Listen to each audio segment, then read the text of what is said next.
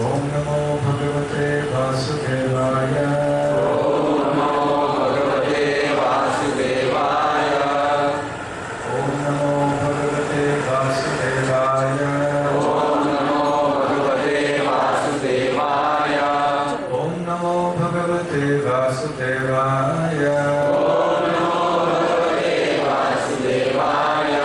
नारायणं नमस्कृत्य नारायणं नमस्कृत्य नरं चैव नरोत्तमं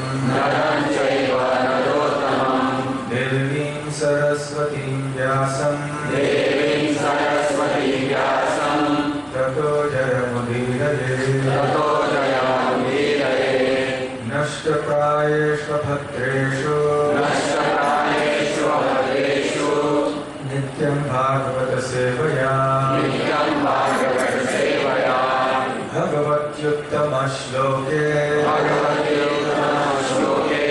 भक्तिर्भवति नैष्ठिकी। ग्रंथराज श्रीमद्भागवतम दशम स्कंद छठा अध्याय। शीर्षक है उत्तमा व्रत।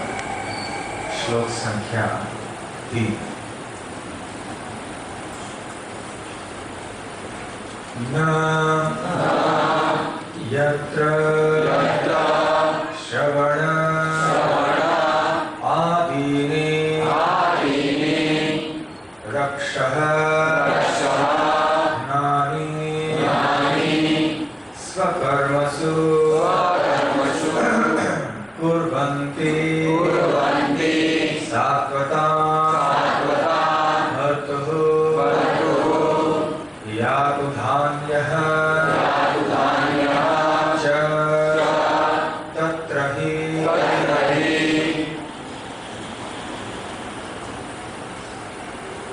न यत्र श्रवणादीनि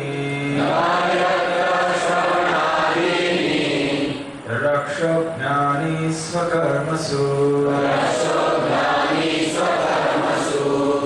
कुर्वन्ति सात्वतां भर्तुः यातु धान्यश्च तत्र हि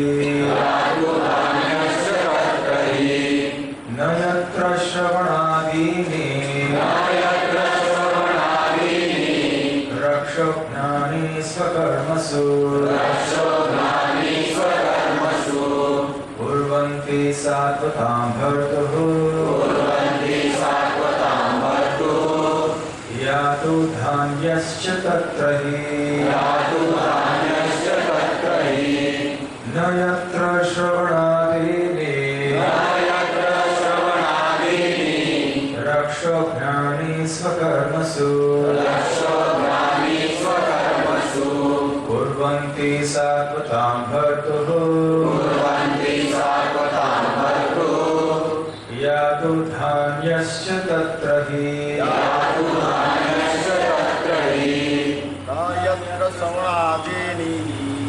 यत्र श्रवणादीनि रक्षोदानि स्वकर्मसु कुर्वन्ति सात्वतां भर्तुः यातु धान्यश्च तत्र हि न यत्र श्रवणादीनि रक्षोग्रानि स्वकर्मसु कुर्वन्ति सात्वतां भर्तुः यातु धान्यश्च तत्र हि यातु धान्यश्च तत्र हि न यत्र श्रवणादीनि न यत्र श्रवणादीनि रक्षोदानि स्वकर्मसु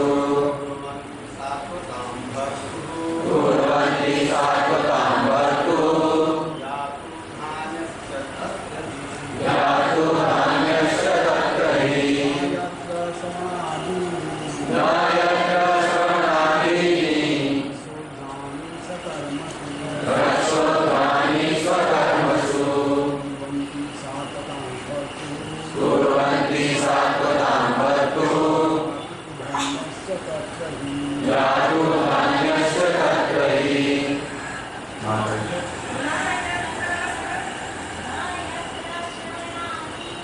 न यत्र श्रवणादीनि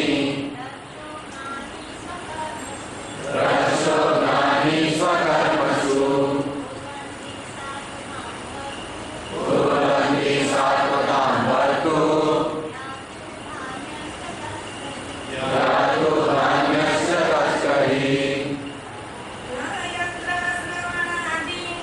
न यत्र श्रवणादीनि रक्षोघ्नानि स्वकर्मसु कुर्वन्ति सात्वतां वर्तु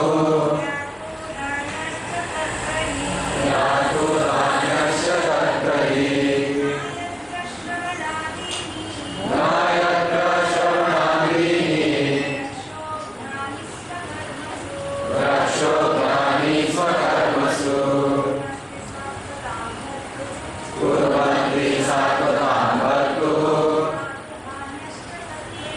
यातो धान्यस्य तत्र हि नहीं यत्र जहाँ श्रवण आदि श्रवण कीर्तन आदि भक्ति योग के कार्य रक्षणानि समस्त विपदाओं तथा अशुभों को मारने की ध्वनि स्वकर्मसु अपने काम से लगी कुर्वन्ति ऐसे कार्य किए जाते हैं सात्वतां भर्तुः भक्तों के रक्षक के यातु धान्यः बुरे लोग उत्पाति च ही तत्र ही हो न हो अनुवाद और तात्पर्य श्रील प्रभुपाद द्वारा। अनुवाद। हे राजा, जहाँ भी लोग कीर्तन तथा श्रवण द्वारा अपने भक्ति कार्यों में लगे रहते हैं, श्रवणम कीर्तनम विष्णुम, वहाँ बुरे लोगों से किसी प्रकार का खतरा नहीं रहता। जब साक्षात भगवान वहाँ विद्यमान हों तो गोकुल के विषय में किसी प्रकार की चिंता की आवश्यकता नहीं थी। तात्पर्य। सुखदेव गोस्वामी ने महाराज परीक्षित की चिंता दूर करने के लिए ही यह श्लोक कहा।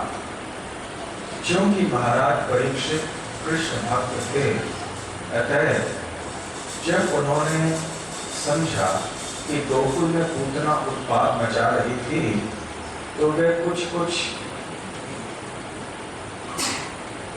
उद्विग्न हो उठे। इसलिए सुखदेव गोस्वामी ने उन्हें आश्वस्त किया कि गोकुल में कोई खतरा नहीं था। श्रील भक्ति विनोद ठाकुर का गीत है, नामाश्रय कोई यतन तुम्हें थाका अपन कार्य।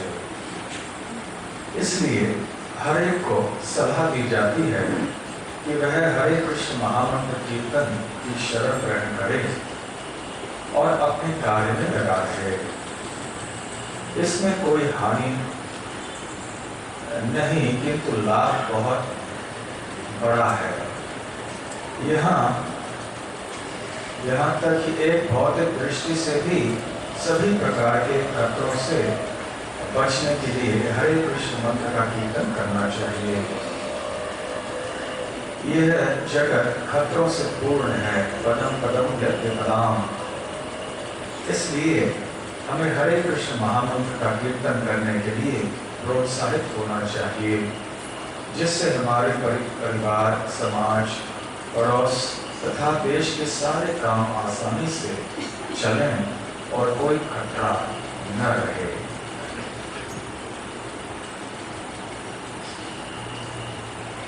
ओम ज्ञानतिमिरान्धस्य ज्ञानाञ्जनशलाकया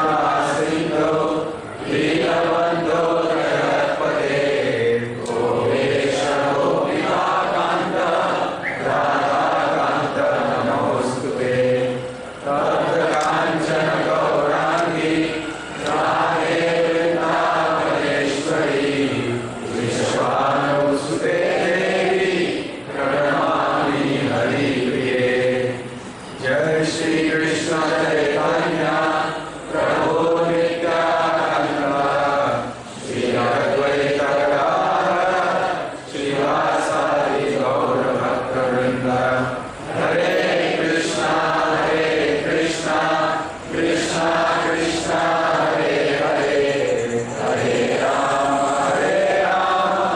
राम राम हरे हरे।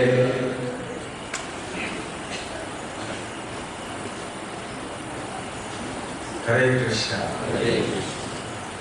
फिर से राधा गिरिधारी मंदिर में आप सबके बीच में आने का अवसर मिला। ये मेरे लिए बड़ी खुशी की बात है। ये मेरे लिए घर के समान ही है। कई साल यहाँ बिता चुके हैं, परंतु फिर राधा गिरिधारी ने सोचा कि यहाँ हम काबिल नहीं हैं रहने के लिए। कमलोचन प्रभु बहुत समय से बुला रहे थे, आग्रह कर रहे थे, और हमने सोचा कि इससे ज़्यादा और टाला नहीं जा सकता, तो बड़ा वैष्णव अपराध हो जाएगा। तो हमने फिर कहा हमें आना चाहिए। तो यहाँ विषय अब चल रहा है कि राजा परीक्षित थोड़े चिंतित हैं। वृंदावन लीला का वर्णन प्रारंभ कर चुके हैं शुक्रदेव गोस्वामी, और परीक्षित महाराज को चिंता हुई कि ऐसे एक के बाद एक कंस यदि असुर भेजने वाले हैं या उन्होंने भेजा था, तो फिर गोकुल में क्या हुआ होगा, परेशानी हुई होगी। तो शुक्रदेव गोस्वामी उनको आश्वासित करते हैं कि ऐसी कोई बात नहीं है, क्योंकि श्री कृष्ण सावधान भक्त हैं, अर्थात अपने भक्तों के रक्षक हैं। और जहाँ श्री कृष्ण है वहाँ भक्तों के लिए कोई चिंता की बात नहीं है। यत्र योगेश्वरः कृष्ण यत्र पार्थो धनुर्धरः तत्र श्री विजयोभूति भवानीति मतिर्मम। तो जहाँ योगेश्वर श्री कृष्ण हैं, जहाँ उनके भक्त गांडीवधारी अर्जुन हैं, तो वहाँ पे समस्त प्रकार के ऐश्वर्य, नीति आदि सब कुछ रह जाता है। इसलिए श्री कृष्ण की उपस्थिति में भले गोकुल में क्या समस्या हो सकती है, ये तो भगवान की लीला है। तो शुक्रदेव गोस्वामी राजा परीक्षित को आश्वासन दे रहे हैं। ऐसे भक्त तो ज्ञान से पूर्ण होते हैं। भगवान श्री कृष्ण के सर्वशक्तिमत्ता का पूर्ण ज्ञान होता है उनको, फिर भी एक भाव ऐसे होता है कि वो भी कभी कभी चिंतित हो जाते हैं कि वहाँ क्या हुआ होगा जब भगवान अपने विभिन्न अवतारों में असुरों से या राक्षसों से युद्ध करते हैं और समय बीतते जाता है। भगवान अपनी युद्ध की लीला में रमण कर रहे होते हैं, तो देवतागण बादलों के पीछे छुपकर थोड़े चिंतित होने लगते हैं। इस समय बीतते जा रहा है, अब सूर्यास्त का समय नजदीक आ गया है और अंधकार होने पर राक्षसों की शक्ति बढ़ जाती है, इसलिए अभी जल्दी से जल्दी इसका वध कर दीजिए है प्रभु। मानो कि अंधकार के बाद जब राक्षसों की शक्ति बढ़ जाएगी तो भगवान को कठिनाई होगी राक्षसों का वध करने की। भगवान के लिए क्या कठिन है, फिर भी देवतागण भगवान के भक्त हैं, तो ये भाव है। तो राजा परीक्षित भी थोड़े चिंतित हो गए हैं ब्रजवासियों के लिए, श्री कृष्ण के लिए भी। तो शुक्रदेव गोस्वामी अपने थोड़े हंस लेते हैं, नहीं ऐसी कोई बात नहीं। जहाँ श्री कृष्ण है जो सावधान भक्त हैं, तो ऐसी कोई चिंता की बात नहीं है। वैसे श्री कृष्ण प्रसिद्ध है कि वो भक्त के रक्षक, भक्तों के रक्षक है। वैसे श्री कृष्ण की लीलाओं में, उनके भक्तों की लीलाओं में ऐसे अनेक उदाहरण हैं। एक के बाद एक ऐसे प्रसिद्ध उदाहरण हैं जिनका वर्णन करने के लिए बहुत समय लगेगा, परंतु संक्षेप में एक या दो छोटे छोटे उदाहरण ले लें। भगवान श्री कृष्ण ने द्रौपदी देवी की रक्षा की जबकि उनका वस्त्र हरण हो रहा था। उन्होंने गजेंद्र को बचा लिया जबकि मगरमच्छ ने उन्हें पकड़ लिया था। मृत्यु प्राय निश्चित थी गजेंद्र के लिए, परंतु भगवान ने गजेंद्र की रक्षा की। ग्रह के द्रुपद सुता की लाज बचायो, ग्रह से गज को अंत छुड़ायो। ऐसे प्रेम पुजारी राधे श्याम श्याम श्याम। तो मगरमच्छ से गजेंद्र को बचाया भगवान ने। द्रुपद सुता अर्थात द्रौपदी देवी को वस्त्र हरण से अपमानित होने से बचाया। तो ऐसे ही भगवान बार बार अपने भक्तों की रक्षा करते हैं। जितने तीव्रता से हम भगवान को पुकारते हैं उतने ही शीघ्र भगवान प्रकट होकर हमारी रक्षा करते हैं। द्रौपदी देवी और अक्षय पात्र की लीला भी हम अच्छी तरह से जानते हैं कि कैसे भगवान प्रकट हुए ऐन वक्त पर, जबकि भगवान तो द्वारका में थे और पांडव और द्रौपदी के काम्यक वन में थे ब्रजभूमि में, और दुर्वासा मुनि वहां पर आ चुके थे और 10,000 शिष्यों के साथ आए। उनको भोजन खिलाना था और अक्षय पात्र में कोई भोजन नहीं रहा। द्रौपदी ने भी भोजन ग्रहण कर लिया था। तो उस दिन अब अक्षय पात्र और भोजन उत्पन्न नहीं कर सकता था। तो उस समय द्रौपदी देवी ने कृष्ण को पुकारा। कृष्ण वहाँ प्रकट हुए और उन्होंने पांडवों की और द्रौपदी देवी की रक्षा की। तो ऐसे कितने सारे उदाहरण हैं शास्त्रों में और भक्तों के जीवन में भी। हम जैसे साधारण भक्तों के जीवन में भी हम सबका अनुभव है समय समय पर कैसे कृष्ण हमारी रक्षा करते हैं विकट परिस्थितियों में। इसलिए द्रौपदी देवी प्रार्थना करती हैं महाभारत में, प्रतिज्ञा तव गोविंद न मे भक्तः प्रणश्यति इति संस्कृत्य प्राणाधारयाम्यहम्। वो कहते हैं कि हे गोविंद, आपने प्रतिज्ञा दी हुई है, न मे भक्तः प्रणश्यति। इसी प्रतिज्ञा को मैं बार बार याद करती हूँ। इति संस्कृत्य और ऐसे बार बार स्मरण करने की वजह से ही मैं अपने प्राण को अभी तक रख पाई हूँ शरीर के अंदर, अन्यथा कब के प्राण त्याग दिए होते हैं। तो भगवान की ऐसी प्रतिज्ञा है और भगवान अपने प्रतिज्ञा को पूर्ण करते हैं। परंतु भगवान श्री कृष्ण की लीलाएं कुछ ऐसी हैं कि लोगों को कभी कभी संदेह में डाल देते हैं। इसलिए भगवान श्री कृष्ण कहते हैं, ठीक है अर्जुन, मैं प्रतिज्ञा लूंगा कि मैं मेरे भक्तों की रक्षा करूंगा। तो लोग शायद विश्वास करें या न करें पता नहीं। लोगों को मेरे में विश्वास कम हो सकता है, लेकिन भक्तों में विश्वास अच्छा तगड़ा है विश्वास। इसलिए तुम घोषणा करो। इसलिए भगवान कहते हैं, क्षिप्रम भवति धर्मात्मा शश्वत शांति निरक्षति कौन्तेय प्रतिजानीहि न मे भक्तः प्रणश्यति।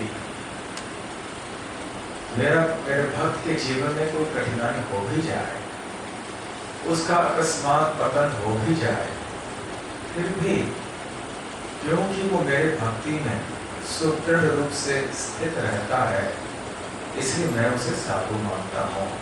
साधु एवं स मंतव्य। और शीघ्र ही वो अपने पूर्ण अवस्था में स्थित हो जाएगा, इसमें कोई संदेह नहीं है। इसलिए तो घोषणा करो हे अर्जुन कि मेरे भक्त की हानि कभी नहीं होती, मेरे भक्तों की रक्षा मैं अवश्य करूंगा। ब्रजवासियों के लिए भी श्री कृष्ण प्रतिदिन रक्षा करते थे। ऐसे बताया जाता है कि शायद ही ऐसे कोई दिन बीता हुआ होगा गोकुल में और वृंदावन में कि जब कोई असुर नहीं आया। शायद श्री कृष्ण ने दोपहर का प्रसाद या भोजन जो है वो एक या दो असुरों को कवर करने से पहले खाया नहीं होगा, ग्रहण नहीं किया होगा।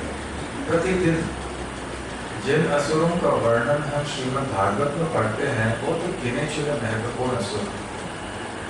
वैसे तो कंस ने कितने सारे भेजे। तो बार बार श्री कृष्ण ब्रजवासियों की रक्षा करते गए और केवल कंस और असुरों से नहीं, पृथ्वी लोक के साधारण प्राणियों से नहीं, देवलोक के राजा इंद्रदेव के प्रहार से भी उन्होंने ब्रजवासियों की रक्षा की। गोवर्धन पर्वत धारण करने की लीला तो प्रसिद्ध है। जब भगवान श्री कृष्ण ने गोवर्धन पर्वत को धारण किया तो उन्होंने सारे ब्रजवासियों की रक्षा की। श्री चैतन्य महाप्रभु जब ब्रजभूमि गए तो गोवर्धन भी आए। गोवर्धन की परिक्रमा उन्होंने की। तो गोवर्धन का दर्शन जब उन्होंने किया तो दर्शन करके प्रणाम करके वो कहने लगे, वामस्तामर साक्षस्य निज भुजदंड पदे पतुवाह। वो कहने लगे कि ये जो वाम है, वाम मतलब बायां, तामर से मतलब कमल पुष्प, अक्ष, अक्ष मतलब आंखें। तो उनका बायां हाथ किनका, जिनके कमल पुष्प है, तामर साक्षस्य। ऐसे श्री कृष्ण जिनके कमल नयन है, उनका बायां हाथ, उनके बाएं हाथ से उन्होंने गोवर्धन पर्वत धारण किया था। नीतो गोवर्धन हरि क्रीड़ा कंदुकताम ये न नीतो गोवर्धन गिरी। एक खिलौने की तरह है, उन्होंने गोवर्धन पर्वत को अपने बाएं हाथ से धारण किया था। तो ऐसे श्री कृष्ण के बाएं हाथ जो है आपकी रक्षा करे। भुजदंड पतु समाह। भुजदंड अर्थात उनकी भुजाएं, पतु मतलब रक्षा करे, वह मतलब आपके। तो ये प्रार्थना है जिसमें आशीर्वचन दिया जा रहा है कि वो श्री कृष्ण जो कमल नयन है, जिन्होंने अपने बाएं हाथ से गोवर्धन पर्वत को धारण करके ब्रजवासियों की रक्षा की, वो बायां हाथ आपकी रक्षा सदैव करे। तो ब्रजवासी कौन होते हैं? जिन्होंने श्री कृष्ण का आश्रय लिया होता है, जिनका चित्त सदैव श्री कृष्ण समाया हुआ होता है, बड़ी निकटता से श्री कृष्ण को प्रेम करते हैं, ये ब्रजवासी होते हैं जो श्री कृष्ण के बहुत निकट के भक्त होते हैं। तो ऐसे ब्रजवासियों की रक्षा भी बार बार श्री कृष्ण ने की। अब प्रश्न ये आता है कि श्री कृष्ण तो हमारे सामने प्रकट नहीं है, जैसे कि वो द्रौपदी के सामने थे या अर्जुन के सामने थे या ब्रजवासियों के सामने थे, तो फिर श्री कृष्ण हमारी रक्षा कैसे करेंगे? श्री जीव गोस्वामी बताते हैं कि एक ही तत्व दो प्रकार से प्रकट होते हैं। कौन से तत्व? जो परम सत्य है, श्री कृष्ण। एक है रूप और दूसरा है नाम, और दोनों में कोई अंतर नहीं है। जो शक्तियां रूप में हैं वो नाम में भी है, जो गुण रूप में है नाम में भी है। नाम नाम कार्य बहुधा निज सर्वशक्ति तत्रात्मितरण्यम। तो ये अर्पण किए हुए शक्ति में भगवानों के नाम में समस्त शक्तियां सारे गुण भगवान के उनके नाम में भी है, क्योंकि नाम और रूप दोनों अभिन्न है। अभिन्न होने के कारण हरि नाम भी समर्थ है। जैसे श्री कृष्ण समर्थ हैं, हरि नाम भी समर्थ है। जैसे श्री कृष्ण अपने भक्तों की रक्षा करने में पूर्णतया सक्षम सदैव रहते हैं, वैसे श्री कृष्ण का नाम भी भक्तों की रक्षा करने में सदैव सक्षम रहता है। जब भगवान श्री कृष्ण भगवद गीता में कहते हैं परित्राणाय साधूनां विनाशाय च दुष्कृतां धर्म संस्थापनार्थाय संभवामि युगे, कि वो भक्तों की रक्षा करने आते हैं, दुष्टों का विनाश करने आते हैं और धर्म की संस्थापना करने आते हैं युग युग में। तो ये संशय मन में उत्पन्न हो सकता है, ऐसे आचार्य ने कहा है। और ये एक सही प्रश्न है कि वैसे जहाँ पर धर्म की स्थापना होती है उसके लिए भगवान को यहाँ आने की क्या जरूरत है?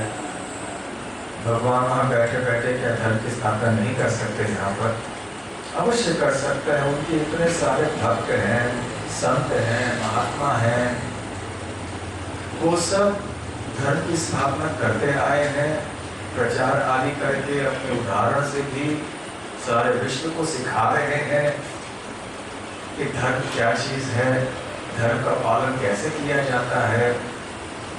तो धर्म की स्थापना करने के लिए भगवान को स्वयं आने की आवश्यकता नहीं है।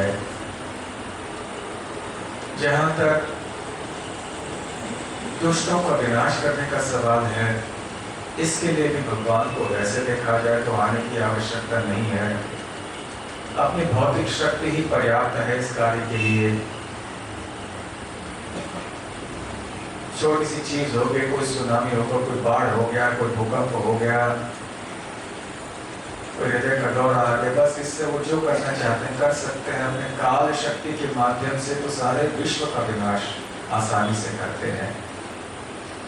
तो कोई छोटे मोटे बड़े भी हो, दुष्टों का विनाश करने में क्या कठिनाई है भगवान?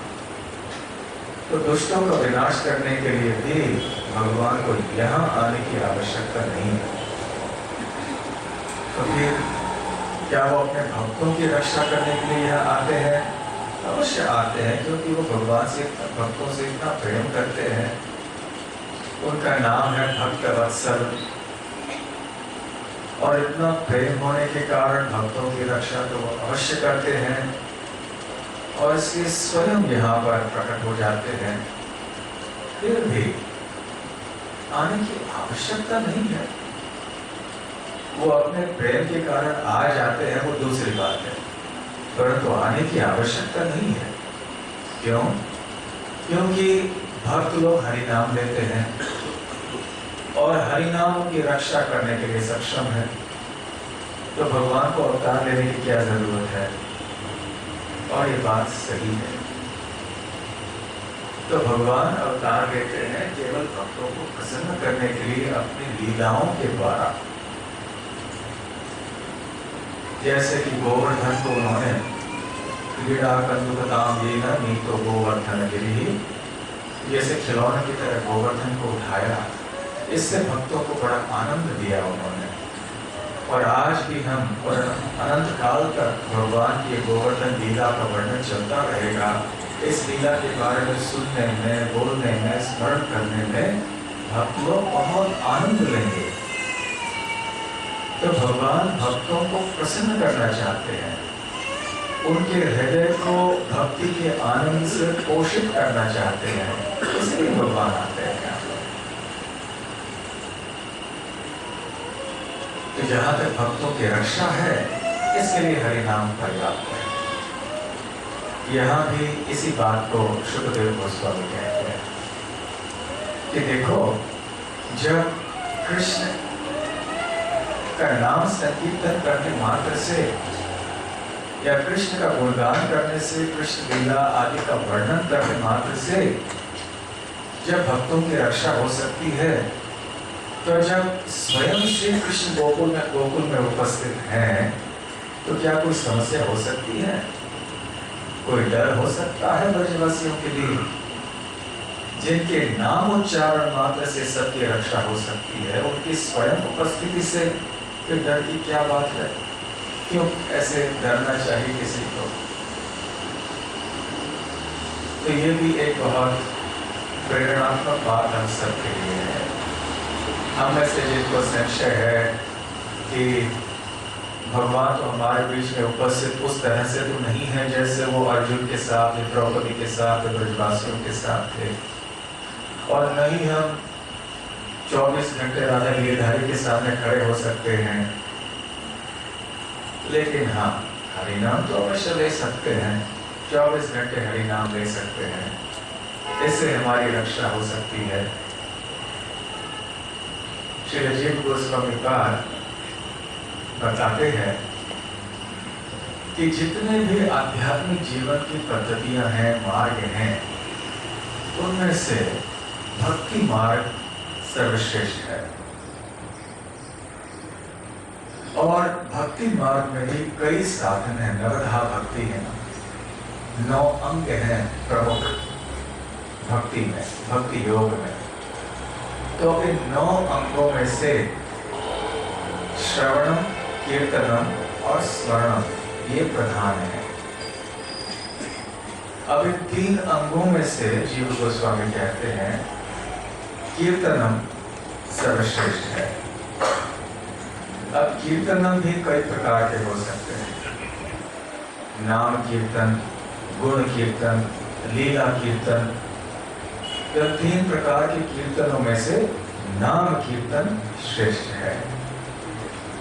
इस तरह से जितने भी पद्धतियां, जितने भी मार्ग उपलब्ध हैं सारे सृष्टि में, उनमें से नाम संकीर्तन का जो पद है वो सर्वश्रेष्ठ है। ये शास्त्रों का और आचार्यों का निष्कर्ष है। नाम लेने में, जैसा हम सब जानते हैं, कोई सीमा नहीं है, कोई बंधन नहीं है। हम कहीं भी, किसी भी अवस्था में, किसी भी समय भगवान का नाम ले सकते हैं और हमें लेना चाहिए। इससे हमारी रक्षा होगी। गोपाल गुरु गोस्वामी का नाम तो आपने सुना होगा, बहुत प्रसिद्ध भक्त थे। बचपन में उनकी एक लीला हुई थी, जब श्री चैतन्य महाप्रभु जगन्नाथपुरी में निवास किया करते थे संन्यास लेने के बाद, तो गोपाल गुरु उस समय बहुत छोटे बच्चे थे। तो चैतन्य महाप्रभु उनसे बहुत प्रेम करते थे और उनके साथ समय बिताया करते थे। एक बार हुआ ये कि इस बच्चे ने देखा कि एक व्यक्ति भक्त है, बहुत बड़े शुद्ध भक्त थे, परंतु वो थोड़े भोले भाले सरल भक्त थे। इतना शास्त्रों का ज्ञान वगैरह उनको नहीं था, परंतु हृदय से बड़े शुद्ध थे। कृष्ण के प्रति प्रेम था उनके हृदय में। तो वो एक बार अपना जीप पकड़कर इधर उधर जा रहे हैं, कहीं जा रहे थे। तो बच्चे बालक गोपाल को रोक लिया, कहाँ जा रहे हो, ऐसे जीप पकड़ के क्यों जा रहे हो? बोला मैं शौचालय में जा रहा हूँ। तो शौचालय में जाने के लिए जीप पकड़ना चाहिए क्या? बच्चे बहुत सवाल करते हैं ना, कभी कभी अच्छे सवाल करते हैं। तो ऐसे जीप पकड़ के क्यों जा रहे हैं वो शौचालय में? तो उस भक्त ने कहा कि देखो, मैं एक गंदे स्थान में जा रहा हूँ, गंदा कार्य करने जा रहा हूँ। तो ऐसे गंदे स्थान में गंदे कार्य करते समय मैं एक शुद्ध चीज का उच्चारण करूं, भगवान का पवित्र नाम का उच्चारण करूं, तो ये ठीक नहीं है। और मेरा जीव जो है वो सतत कृष्ण का नाम लेते रहता है। मैं इतना कोशिश करता हूँ उसको रोकने के लिए, परंतु मेरा जीव रुकता नहीं है। कृष्ण का नाम निरंतर जपते रहता है मेरा जीव। तो इसलिए कम से कम शौचालय में जाते समय तो इस जीव को रोकना चाहिए। इसलिए मैं ऐसे जीव को पकड़ के रखा। तो गोपाल ने कहा ये ऐसे तो सही नहीं है, हमारी रक्षा के लिए तो हरिनाम लेना अवश्य है। हरिनाम हमारी हर अवस्था में रक्षा कर सकता है, मृत्यु से भी रक्षा कर सकता है। मृत्यु के समय हमें हरिनाम लेना चाहिए, अन्यथा हमें पुनर्जन्म लेना पड़ेगा। यदि शौचालय में आपकी मृत्यु हो जाएगी तो फिर क्या होगा? जीभ पकड़ के आप बैठे हुए होंगे और हरिनाम नहीं ले पाओगे। तो भक्त ने कहा बहुत अच्छी बात कही तुमने गोपाल, तो ठीक है मैं अब जीभ पकड़ूंगा नहीं, शौचालय में भी हरिनाम लेता रहूंगा। तो ये बात चैतन्य महाप्रभु के कानों तक पहुंची। चैतन्य महाप्रभु बड़े प्रसन्न हुए कि भाई ये गोपाल कितना बुद्धिमान लड़का है। तो आज से ये गोपाल है सबका गुरु, इसलिए इसका नाम होगा गोपाल गुरु। तो स्वयं चैतन्य महाप्रभु ने उनका नाम गोपाल गुरु रखा और आगे चलते वो हुए गोपाल गुरु गोस्वामी। तो गोपाल गुरु गोस्वामी रहते थे काशी मिश्र के घर में, जहाँ पे श्री चैतन्य महाप्रभु रहा करते थे। जहाँ की गंभीरा है, ये गंभीरा एक छोटा कमरा है जिसमें महाप्रभु रहा करते थे। अब वहाँ राधाकांत मठ है, आज भी है। तो वहाँ पे वो रहा करते थे, मठ को संभालते थे। और उनके बाद उनके शिष्य ध्यानचंद गोस्वामी ने मठ की जिम्मेदारी संभाली। खैर वो भी और बहुत सुंदर सुंदर लीलाएं हैं। किंतु कहने का तात्पर्य ये है कि हरिनाम हमारी रक्षा करने में पूरी तरह से सक्षम है, इसलिए हमें सतत हरिनाम लेने का अभ्यास करना चाहिए। यहाँ प्रभुपाद जी तात्पर्य में कहते हैं कि हर प्रकार के भौतिक कष्टों से भी मुक्त होने के लिए हमें हरिनाम सदैव लेते रहना चाहिए। केवल आध्यात्मिक प्रगति के लिए नहीं, भौतिक कष्टों से भी राहत देनी हमें चाहिए, तो हरिनाम ही उपयुक्त उपाय है। जब आध्यात्मिक प्रगति की बात होती है तो हरिनाम लेना ठीक है, ये तो सभी लोग जानते हैं। परंतु जब कोई घर में समस्या हो जाती है, कोई हमारे ऊपर काला जादू टोना कर रहा होता है, आजकल बजाने बहुत बढ़ गया है। कई भक्त लोग आते हैं हमारे, हम किसी के पास गए थे, वो कहते हैं फलाना व्यक्ति हमारे को रिश्तेदार हमारे ऊपर जादू टोना कर रहे हैं, काला जादू कर रहे हैं, किसी ने तंत्र मंत्र कुछ कर रहे हैं, तो हमें क्या करना चाहिए? फिर वो कुछ कहते हैं ये देवी के पास जाना, ये नाग की उपासना करना, ऐसे बहुत सी चीज़ें करते हैं। तो क्योंकि इतने पीड़ित होते हैं भक्त कोई ना कोई समस्या से, तो कभी कभी ऐसे चीज़ों को अपना लेते हैं, कहीं काली की पूजा, कहीं नाग की पूजा, कहीं कुछ। कभी भूत प्रेत की समस्या होती है। तो यदि हम लोग भगवान श्री कृष्ण का आश्रय पूर्णतया नहीं लेंगे तो ये सब चीजें हमारे ऊपर काम कर सकती हैं। परंतु जिस व्यक्ति ने हरिनाम का आश्रय पूर्णतया लिया हुआ होता है, उसके लिए ऐसे कोई डर नहीं रहता। हरिनाम ही उसकी रक्षा करने में सक्षम है। तो हरिनाम हमारे लिए पर्याप्त है, और किसी चीज में हमें क्यों जाना चाहिए? हाँ, जब हम बीमार पड़ जाते हैं तो वैद्य के पास जाते हैं, दवाई लेते हैं, अवश्य। परंतु दवाइयां भी तब काम करेंगी जब विष्णु या भगवान कृष्ण चाहे तो।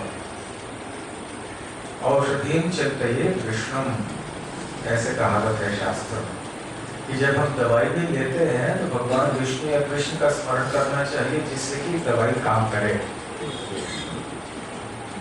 वैद्यो नारायण हरि ही, सच्चे वैद्य तो भगवान नारायण या हरि श्री कृष्ण हैं। उनकी अनुमति के बिना न डॉक्टर अपना काम कर पाएंगे, न दवाई भी कार्य कर पाएगी। यदि हम जाते हैं, परंतु ऐसे तांत्रिक मांत्रिक लोगों के पास जाने की कोई आवश्यकता नहीं है, जो तरह तरह के जादू टोना बताएंगे कि ये सब बड़े खतरे की चीज होते हैं, इसमें भक्तों को जाना कुछ उचित नहीं है। बस हरिनाम और तीव्रता से लेना यही सबसे बड़ा हमारे लिए कार्य होगा। परीक्षित महाराज के जीवन में कितने बड़े कष्ट आए, मृत्यु के द्वार पे खड़े थे, परंतु सुखदेव गोस्वामी ने उनको ये नहीं कहा कि आप कोई बाबा जादू करो या आप ऐसे कोई मंत्र तंत्र कर्मकांड के मंत्र तंत्रों का उच्चारण करो। जब एक बार ऐसे हुआ, लंदन में प्रभुपाद जी आए थे, तो कोई ऐसे एक अंग्रेज दंपति थे जो आगे थे उनकी कथा सुनने के लिए। तो फिर वो महिला आई और उनसे शिष्यों से कहने लगी, प्रभुपाद जी के शिष्यों से, कि हमारे घर में कुछ भूत प्रेत बहुत ज्यादा है और ये रात भर कुछ न कुछ आवाज करते रहते हैं और हमें नींद नहीं आती रात को। तो भक्तों ने आके प्रभुपाद जी से पूछा कि हमें क्या करना चाहिए। तो प्रभुपाद जी ने कहा कि आप सब मृदंग का ताल ले लो और वहां जाओ, वहां जाके प्रदक्षिणा करो। घर में बस 1 घंटे तक या 2 घंटे तक या नहीं है जो भी है, सब तक केवल घूम घूम के वहां कीर्तन करो, खूब कीर्तन करो। तो भक्त लोग वहां गए और काफी समय तक उन्होंने बड़े उत्साह से कीर्तन किया और उसके बाद से फिर उनको कोई तकलीफ नहीं हुई वहां कोई बंदी। तो प्रभुपाद जी भी कहते हैं, जिनको भूत प्रेत आदियों का डर है, हरिनाम करो, कीर्तन करो। भक्ति विनोद ठाकुर ने भी ऐसे किया। जब वो सरकारी अधिकारी व्यक्ति थे, तो एक बार वहां एक पेड़ में एक भूत रहा करता था, तो सबको परेशान करता था और इसलिए सारे गांव के लोग जाके वो भूत की उपासना करते थे कि भाई हमें परेशान नहीं करना। और ये भूत एक और चीज के लिए बड़ा प्रसिद्ध था कि यदि किसी का कोई अदालत का मामला होता था ना, और आज तक इसका नहीं होता, एक व्यक्ति का कोई अदालत में हर एक व्यक्ति कहीं न कहीं अटका हुआ होता है कहीं न कहीं काम से, तो वो क्या करते थे, इस भूत की उपासना करते थे और फिर जो न्यायाधीश है उनकी बुद्धि ऐसी हो जाती थी कि इस व्यक्ति के पक्ष में निर्णय लेते, ऐसे हुआ करता। तो भक्ति विनोद ठाकुर भी उच्च स्तर के न्यायाधीश थे, उन्होंने सोचा ये सब तो गड़बड़ बंद कर देना चाहिए। तो उन्होंने सबको आदेश दिया, गांव वालों को, उन्होंने ब्राह्मणों को नियुक्त किया कि वहां बैठो उस वृक्ष के नीचे, श्रीमद् भागवत का पाठ करो और हरिनाम कीर्तन करो, और वो भूत वहां रह नहीं पाएगा। तो ऐसे जब लगातार दिन के बाद दिन ऐसे कीर्तन और कथा हुई, तो वो भूत वहां से चला गया और एक शाखा जो थी उस वृक्ष की वो टूट गई, जिससे सबको पता चला कि भूत वहां से आ गया। इसलिए प्रभुपाद जी कहा करते थे, जब भी ऐसी कोई समस्याएं आती हैं तो हमें जोर से हरिनाम लेना चाहिए, ये हमारी रक्षा कर देगा।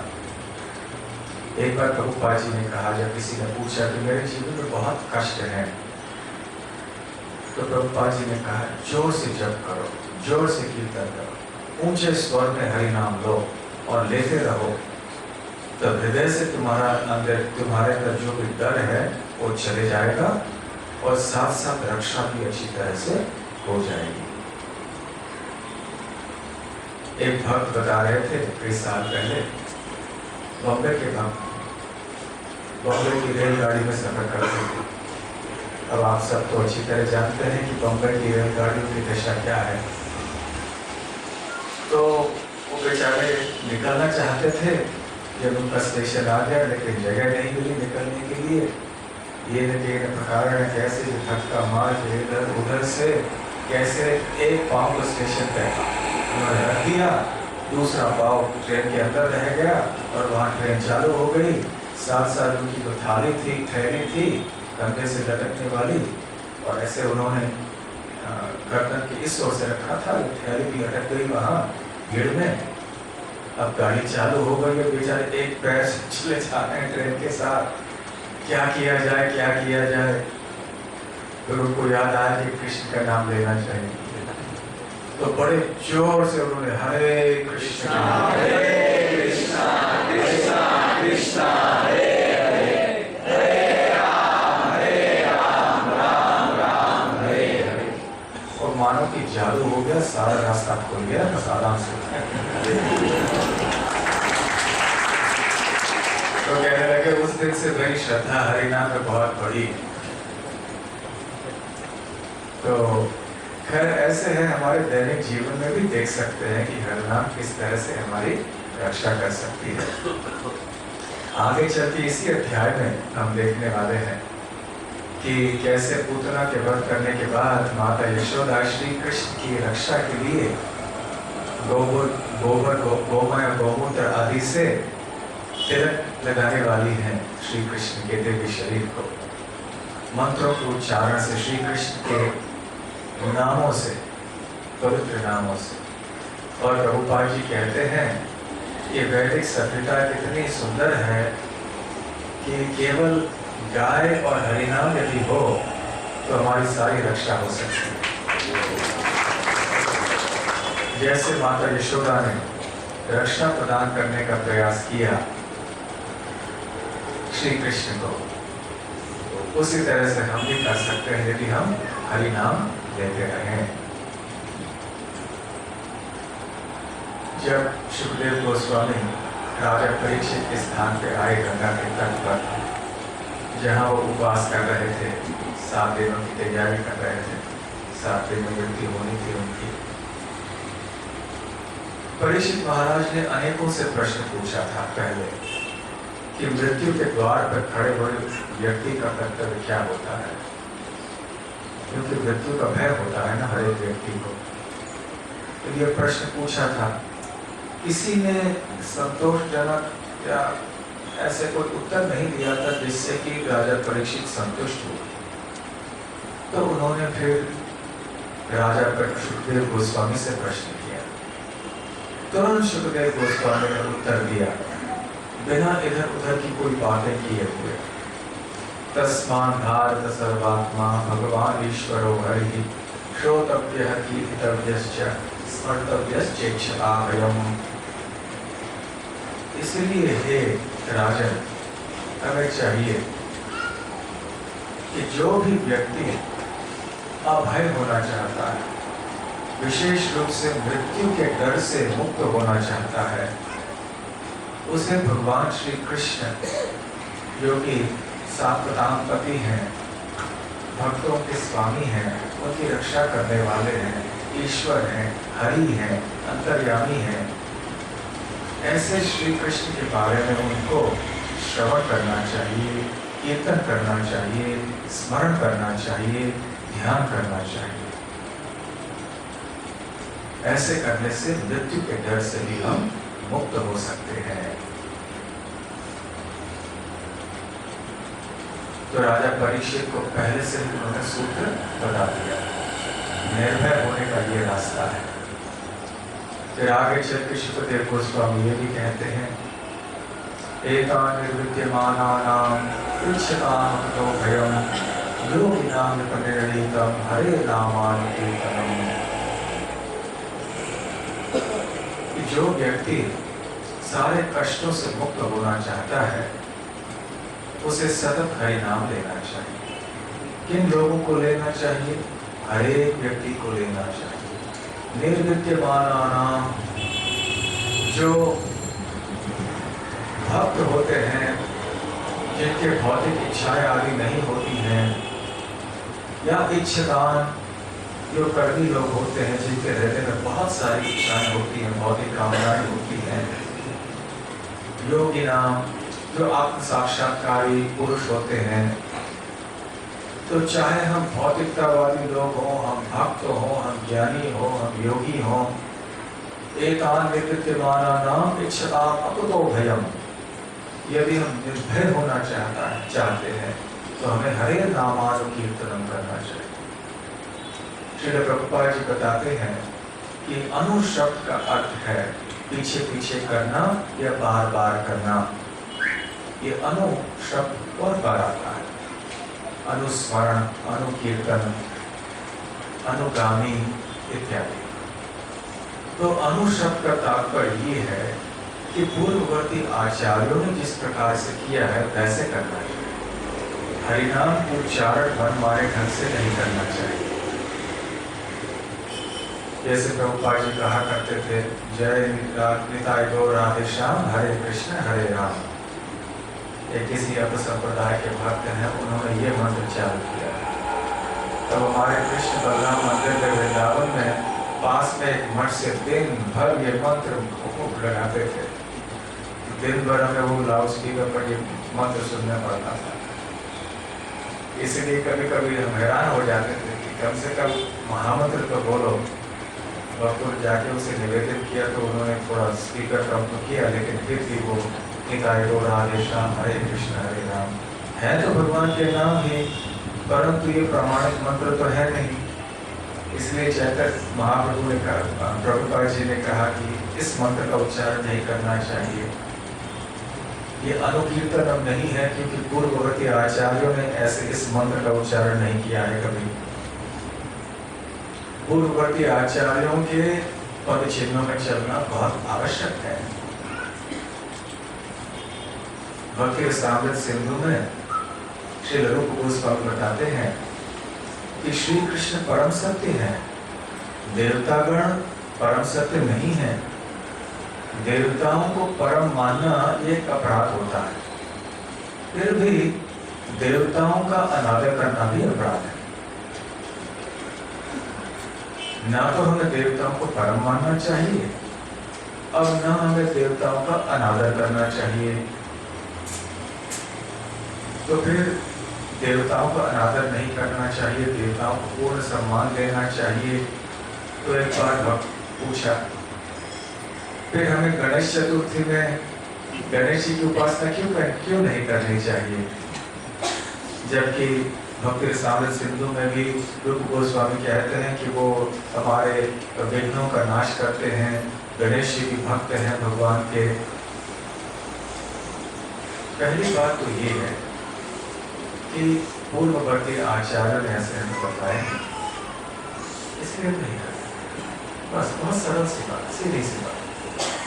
जो भक्ति करनी है, नाम कीर्तन करना है, तो जैसे आचार्य ने बताया वैसे करना है।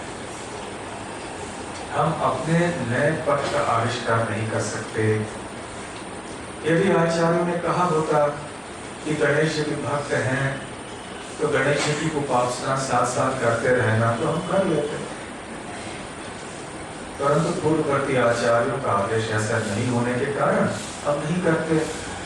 गणेश जी को पूरा सम्मान अर्पण करते हैं, नमस्कार करते हैं, प्रणाम भी करते हैं अवश्य, परंतु उनके नामों का जप करना, कीर्तन करना, उनकी आरती करना, उपासना करना आदि, ये हमारे लिए उचित नहीं है, क्योंकि हमारे आचार्य ने नहीं कहा है। वैसे गणेश जी की पूजा आजकल इतनी प्रसिद्ध हो चुकी है क्योंकि ये इसके पीछे एक राजनीतिक कारण था लगभग 100 वर्ष पहले। तो राजनीति के क्षेत्र में ये सब निर्णय लिया गया था, खैर दूसरा इतिहास है, इसलिए आज बहुत प्रसिद्ध यहाँ पे हो चुका है। तो उसी तरह से काली कीर्तन, कई लोग होते हैं काली कीर्तन करते हैं। प्रभुपाद जी कहते हैं कीर्तन शब्द, भक्ति शब्द, ये केवल भगवान श्री कृष्ण के संबंध में इस्तेमाल किया जा सकता है, देवताओं के लिए नहीं। तो देवताओं का अनादर नहीं करना चाहिए, साथ साथ देवताओं के नामों का उच्चारण कीर्तन कहकर नहीं करना चाहिए। उसके लिए श्री कृष्ण के नामों का कीर्तन भी हमारे लिए उचित है। साथ साथ में अनुशब्द का तात्पर्य है कि हमें बार बार करना चाहिए, सतत करते रहना चाहिए। ऐसा नहीं कि थोड़े समय के लिए करें फिर बंद करें। तो इसलिए ये श्लोक जो है बहुत महत्वपूर्ण है। एकान्यमानानाम इच्छतामपतो वयम योगिनाम निर्णीतम हरे नामानुकीर्तनम्। तो निर्णीतम शब्द का तात्पर्य श्री प्रभुपाद जी बताते हैं कि ये पूर्ववर्ती आचार्यों के द्वारा निर्णित हो चुका है, निर्णय ले चुके हैं आचार्य पहले कि यही एकमात्र रास्ता है। इसलिए हमें और कोई नया निर्णय लेने की आवश्यकता नहीं है, जबकि निर्णय दिया जा चुका है कि भय से मुक्त होने के लिए हमें क्या करना चाहिए। और आगे चल के यहाँ इसी अध्याय में भी हम देखने वाले हैं कि कैसे माता यशोदा ने योगिनी और पिशाचिनी इत्यादि डाकिनी इनसे दूर कृष्ण को दूर रखने के लिए उन्होंने कैसे भगवान नारायण के नाम लेना शुरू कर दिया। तो साधारण परिस्थिति में भी भगवान का नाम हमें लेते रहना चाहिए। ये भी प्रश्न आता है कि कठिनाई के समय हम हरि नाम लेंगे तो क्या ये शुद्ध भक्ति होगी? क्योंकि शुद्ध भक्ति वो है जिसमें हम भगवान से कोई भौतिक चीज की अपेक्षा नहीं करते हैं। तो अपनी रक्षा के लिए यदि हमने भगवान का नाम लिया तो क्या ये शुद्ध भक्ति होगी? तो विश्वनाथ चक्रवर्ती ठाकुर कहते हैं कि यदि कोई आपातकालीन स्थिति में अपने प्राण की रक्षा करने के लिए या बहुत ही विकट परिस्थिति में ऐसे कोई हरिनाम लेता है तो ये उसकी शुद्ध भक्ति में दोष नहीं रहता, इसको दोष नहीं मानना चाहिए। अन्यथा द्रौपदी की भक्ति को भी हमें सकाम भक्ति मानना चाहिए थे, क्योंकि उन्होंने हे गोविंद कह के कृष्ण को पुकारा था कठिनाई के समय। क्योंकि भगवान ने इस भौतिक सृष्टि की रचना ही इस तरह से की है कि पदम पदम यज्ञ पदाम, जैसे प्रभुपाद जी यहाँ कह रहे हैं तात्पर्य, हर पद पे विपद है यहाँ भौतिक जगत में। तो सृष्टि है ही ऐसे, तो यहाँ इस सृष्टि में रहते हुए भक्ति करते करते ये तो होना ही है कि समय समय पर तरह तरह की कठिनाइयां आएंगी।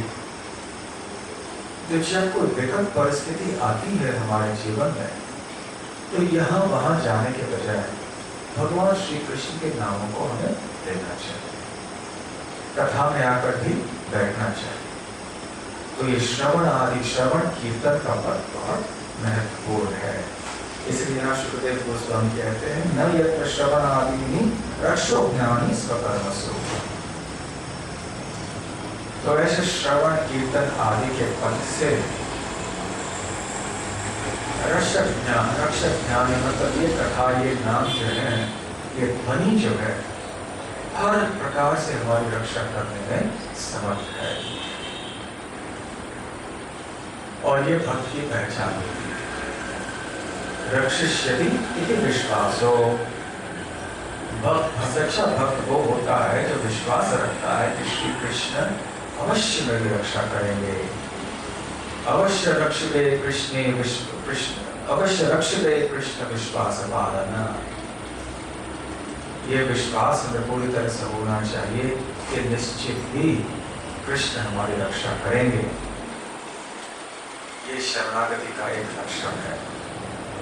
इसलिए हमें आदत बना लेनी चाहिए कि हम बार बार कृष्ण का नाम लेते रहें, ताकि आपातकालीन स्थिति आए, अचानक भी आएगी। हम गाड़ी में जा रहे हैं, अचानक अपघात हो जाता है, तो उस समय कृष्ण का स्मरण होना चाहिए, कृष्ण का नाम निकलना चाहिए मुंह से। उसके लिए हमें अभ्यास हृदयपूर्वक करना चाहिए। हरे कृष्ण कृष्ण